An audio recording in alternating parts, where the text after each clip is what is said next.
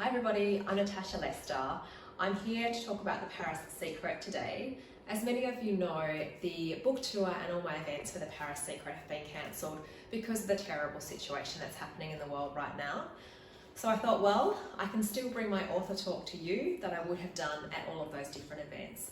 So this is one of a series of videos that I'm doing right now, where I'm breaking my author talk down to a series of short videos, around 5 or so minutes, so you can kind of get the experience of the author talk at home. So sit back, pour yourself a cup of tea, cup of coffee, glass of wine, relax. I'll chat to you today a little bit about the book, and you can find the rest of the video series on my Facebook page or on my website. So I hope you enjoy today's segment, which is all about a particular woman who inspired the book.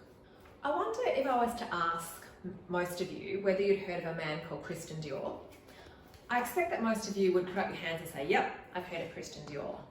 And if I was to ask you what Christian Dior did, I expect that most of you would be able to say he was a fashion designer, he made clothes, he was a couturier. Most people have some idea who Christian Dior is and what he did. But I wonder if I was to ask you a different question, how many of you have heard of Catherine Dior? How many of you would be able to put up your hands and say, yes, I've heard of Catherine Dior? And then if I was to ask you what Catherine did, once again, I wonder how many people would be able to say, yes, I know all about Catherine and what she did. And so this was one of the things that made me want to write this book, was this particular woman, Catherine Dior, Christian Dior's sister. So one of the things that Catherine did was to supply her name to a perfume. The perfume Miss Dior is named after Catherine, and that's probably the one thing people might know about Catherine if they know anything about her at all.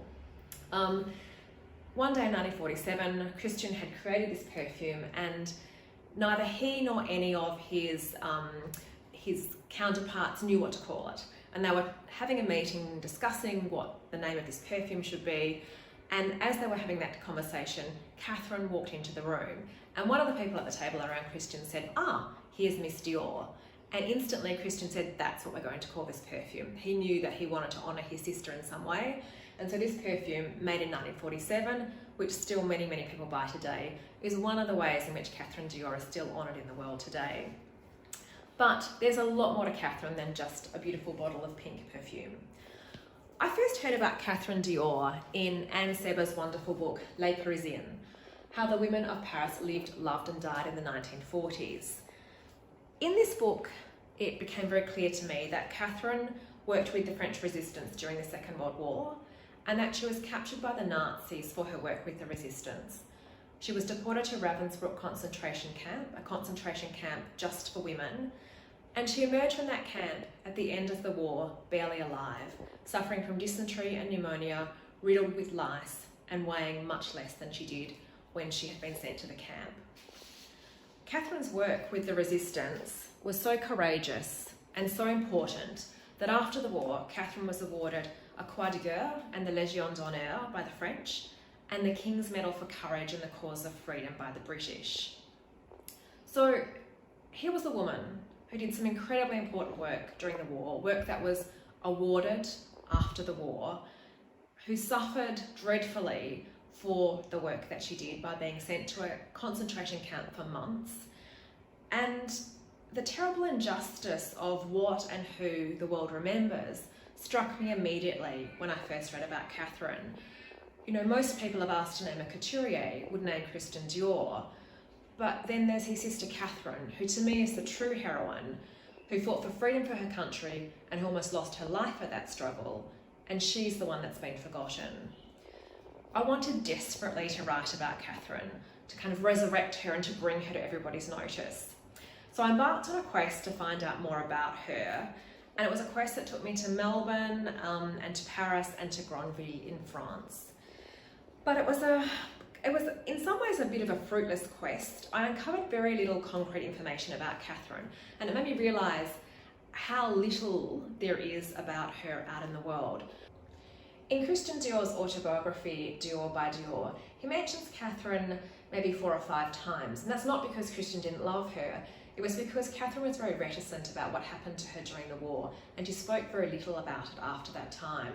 Christian was also quite devastated by what happened to his sister, and he barely spoke about it either. So I knew that I was going to have to look beyond the books And one of the first places I went to was the Dior exhibition in Melbourne at the NGV in 2017. A beautiful exhibition, lots of amazing dresses. I got lots of important information from that exhibition, but I didn't find out a single thing about Catherine at that exhibition. So then I went to Paris to another exhibition of beautiful Dior gowns. This one was called Couturier de Rêve, or Designer of Dreams. And this exhibition was held in Paris at the Musée des Arts Décoratifs at the end of 2017. And there, amidst the glamour, there was one small thing that caught my eye. This is a letter written by Christian Dior to his father, advising his father that Catherine had been liberated from Ravensbrück concentration camp in April 1945.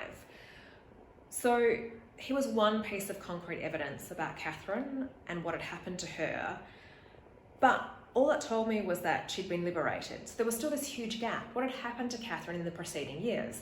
What had happened to Catherine while she was working with the resistance? What had happened to Catherine at the camp?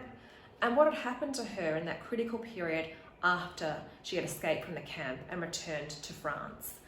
So what I found at the museum actually raised a lot more questions rather than providing me with any concrete answers. So seeking those answers, I went to Granville in Normandy in France.